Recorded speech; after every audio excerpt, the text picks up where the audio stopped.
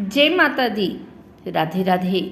आइए सुनते हैं चौथ माता की यह कहानी। एक सेठ सेठानी थे। उनके एक बेटा और बहू थे। बहू सबको भोजन करा के फिर स्वयं भोजन करती। एक पड़ोसन ऐसी भी थी जो रोज पूछती कि बहू आज क्या बनाया खाया है। बहू कहती ठंडो बासी। एक दिन उसके पति ने ऐसा सुनकर विचार किया कि आज तो पकवान बनाए जाएं, फिर देखें कि मेरी पत्नी क्या कहती है।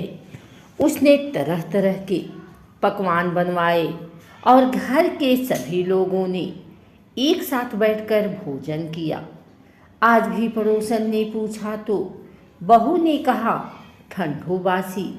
सेठ के लड़के ने सोचा हो न हो कोई बात अवश्य है जिससे कि मेरी पत्नी ऐसा कहती है। उसने पत्नी से पूछा तुम रोज ठंडो बासी खाया ऐसा क्यों कहती हो, जबकि अपन सबने एक साथ बैठकर कई तरह के पकवान खाए। उसकी पत्नी बोली अपन जो खा रहे हैं वह बाप बूढ़ों की कमाई है। जिस दिन आप कमा कर लाओगे उस दिन मैं समझूंगी कि ताज़ा भोजन कर रहे हैं। अब एक दिन लड़की ने माँ से कहा मैं एक बड़े शहर में कमाई करने जा रहा हूँ। माँ बोली बेटा अपने पास इतना धन है कि खाया नहीं छूटेगा। माँ के मना करने पर भी बेटे ने स्वयं कमाने का दृढ़ निश्चय कर लिया और जाते समय पत्नी से कहा मैं जब तक कमाकर बहुत सा धन लेकर ना आऊं तुम चूल्हे की आग मत बुझने देना। एक दिन चूल्हे की आग बुझ गई तो वह मन ही मन घबराने लगी, कहीं मेरे पति पर संकट तो नहीं आन पड़ा। जल्दी से पड़ोस में से आग लाकर चूल्हे में रख दूं। ऐसा विचार करके पड़ोस में गई। वहाँ पड़ोसन चौथ माता का व्रत पूजन कर रही थी। पड़ोसन ने कहा थोड़ी देर में आकर ले जाना। बहू ने पड़ोसन से पूछा आप यह व्रत क्यों करती हैं, इससे क्या मिलता है। पड़ोसन ने कहा चौथ माता के इस व्रत को करने से अन्न लक्ष्मी मिले और अपनी मनोकामना पूरी हो। अब बहू भी चौथ माता का व्रत करने लगी। दीवार पर चौथ माता बनाई। उस दिन घी गुड़ का चूरमा बनाकर रात्रि को चंद्रमा को अर्घ देकर भोजन करती। ऐसा करते करते बहुत दिन हो गए।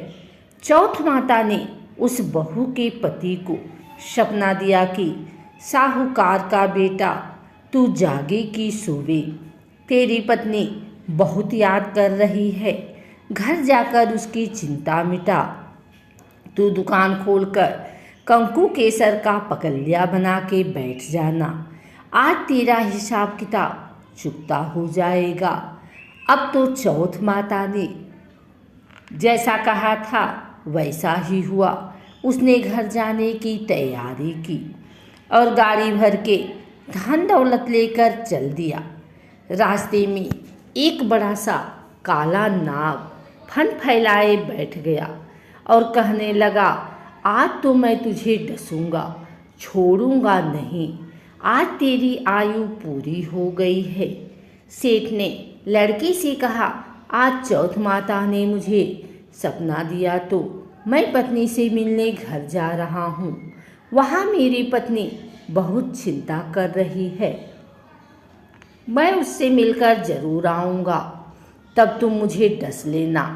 नाग ने कहा तुम शपथ पूर्वक कहकर जाओ तो मैं तुम्हें जाने दूंगा, परंतु लौटकर नहीं आए तो तुम्हारे घर आकर मैं तुम्हें डस लूँगा। इस प्रकार सर्प को वचन देकर वह अपने घर पहुँचा। वहाँ सभी से हंसी खुशी से मिला और भोजन करके उदास होकर बैठ गया। उसकी पत्नी ने उदास होने का कारण पूछा तो पति ने काली नाग वाली बात बताते हुए कहा, यदि मैं उसके पास नहीं जाऊंगा तो वह घर आकर ही मुझे डस लेगा। पत्नी बहुत चतुर थी।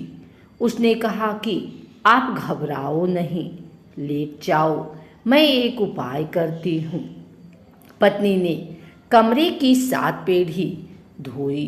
पहली पेढ़ी पर रेत, दूसरी पर इत्र, तीसरी पर गुलाल फूल, चौथी पर कंकु केसर, 5वीं पर लड्डू पेड़ा, 6ठी पर गादी गलीचा और 7वीं पेढ़ी पर दूध का कटोरा भरकर रख दिया।